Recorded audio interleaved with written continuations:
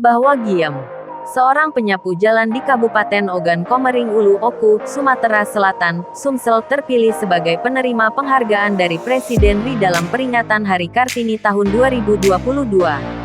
Wanita tangguh yang sudah berusia 72 tahun ini telah ditetapkan sebagai 10 perwakilan penerima penghargaan perempuan berjasa dan berprestasi kabupaten kota di seluruh Indonesia oleh OASE Kabinet Indonesia Maju. Wagiem ditetapkan sebagai perwakilan penerima penghargaan di bidang lingkungan hidup. Hari ini Mbak Wagiem berangkat ke Palembang didampingi Kabid Pemberdayaan Perempuan Dinas Perlindungan Perempuan DPPPA Kabupaten Ogan Komering Ulu. Selanjutnya untuk hadir pada acara puncak peringatan Hari Kartini tahun 2022 di Istana Negara Jakarta pada tanggal 21 April tahun 2022. Mbak Wagiem memang pantas disebut sebagai pejuang kebersihan. Selama lebih dari 19 tahun sudah menekuni profesinya sebagai penyapu jalan yang tergabung dalam Pasukan Kuning Kabupaten Ogan Komering Ulu. Sehari-hari wanita yang kini sudah menjadi tulang punggung keluarga.